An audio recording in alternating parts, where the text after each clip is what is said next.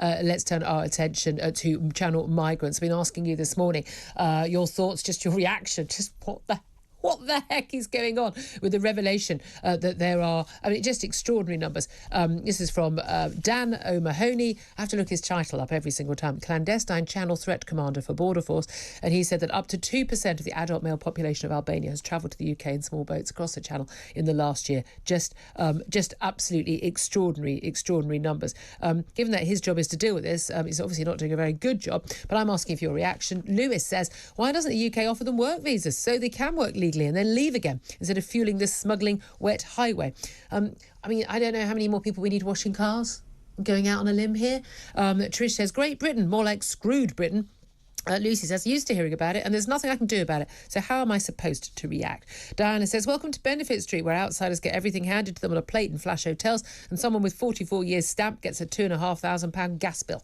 Cheers. I think there's a lot of people who feel that way. John says, Brexit's still going well then, taking back control of our borders.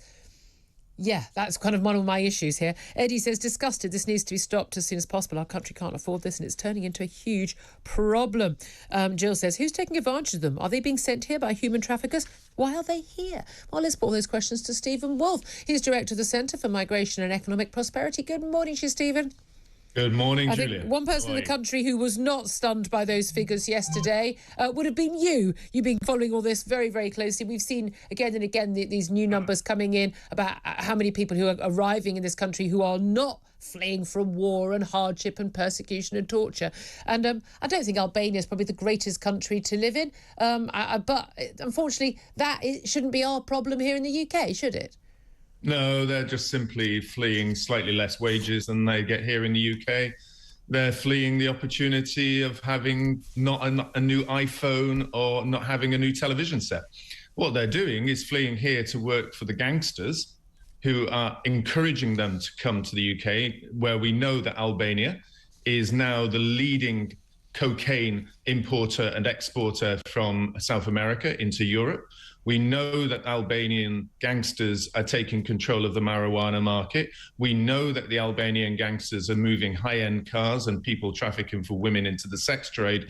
And to have 1% to 2% of the Albanian men come into our country just shows how strong and how powerful these people traffickers and smugglers and gangsters are working together just to laugh in the face of the French, the Europeans, and of course, the British Home Office, who are failing cataclysmically to stop the people traffickers getting into the UK. Well, absolutely. This clandestine Channel Threat Commander for Border Force, Dan O'Mahony, he's been pretty clandestine because he doesn't seem to be actually doing much in terms of making this work. We are seeing this exponential rise, you said, particularly in the Albanian criminal gangs gaining a foothold in northern France. How much of this can be put down to failures of our government, failures of staff? How much can be put down to what's going on in France and why France is not tackling this issue? Because fundamentally, we have this issue that we can't get rid of these people. We can put it down to 100% to both of them. Look, the French don't give a damn. Let's be clear about it. They do not care how many people pile up onto their camps in France and come over to the UK. They don't want them in their country. Well, no, but hold on a minute. They wouldn't be arriving there in northern France and travelling through the country to get to the UK if they didn't think they could do that. So if that route was sort of closed off, then surely France would have less of a problem with these people. Yes, they would, but this is a European Union issue, a European Union that spent $10 billion a year on dealing with immigration. And as we watched only the other day, a German non-governmental organisation bringing in 2,000 across the coast from Libya into Italy, a French non-government organisation in a huge ship bringing in migrants into Italy as well.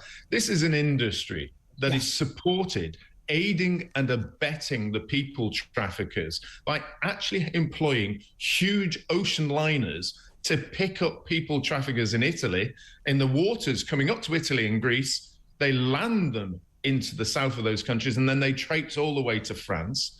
And in the meantime, we've got the Albanian gangsters laughing all the way to the bank, bringing them across the east.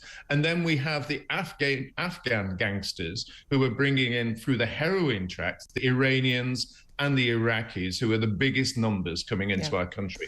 You've got a global issue coming here, and they are just simply laughing any prime minister in the UK, they're laughing at Macron and they're laughing at the European Commission as they go off and enjoy their holidays on the illegal and gangster-based money that they're gaining. Yeah, I mean, I couldn't agree more with all of that. And I'm sure so many of my audience are just nodding away. It is an industry. And again, all these non-governmental organisations and charities, a lot of them, it's an industry for them as well. There's a lot of very highly paid lawyers making a lot of money out of all of this. And funnily enough, it's amazing how few of these people who turn up on our shores, even the asylum seekers who turn out to be, you know, nuclear physicists or doctors or engineers. I mean, apparently that's what they're all turning up to do. Actually, they're young Albanian men without a qualification to their name, and you say they're working illegally, and actually that's undercutting people on the lowest wages in this country and driving crime as well, and costing us a fortune. Rehash the figures about just quite how much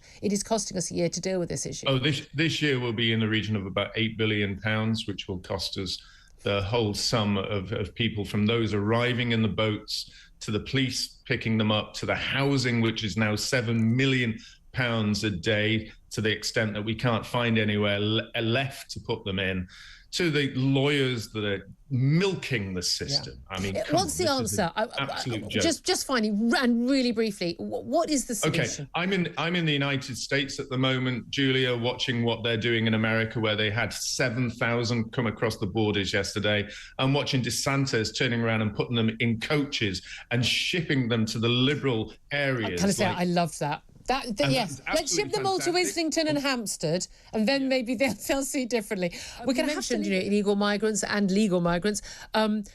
Just extraordinary figures came out yesterday after the, I love this guy's job title, clandestine channel threat commander for Border Force, a man by the name of Dan O'Mahony. He said that up to 2% of the adult male population of Albania has travelled to the UK in small boats this year alone. It's 10,000 young Albanian men, not fleeing war, last time I looked, or whether there's a war in Albania, arriving in this country. He says there's been an exponential rise to Albanian criminal gangs gaining a foothold in northern France, trafficking these men in, many of whom come here, work illegally, and then head back home again 6 months later.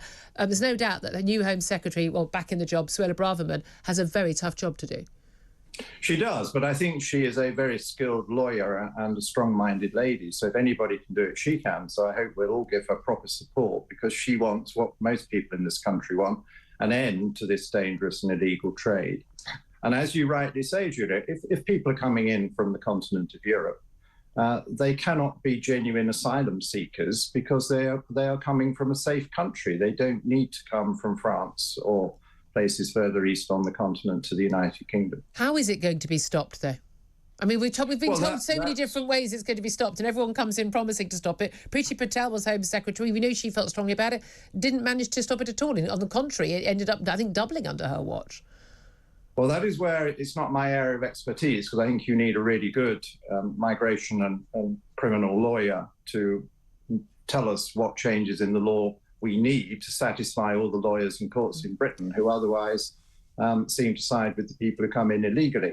And if anybody can do it, Suella can do it. So I hope you'll have a chance to interview her at some stage. Oh, absolutely.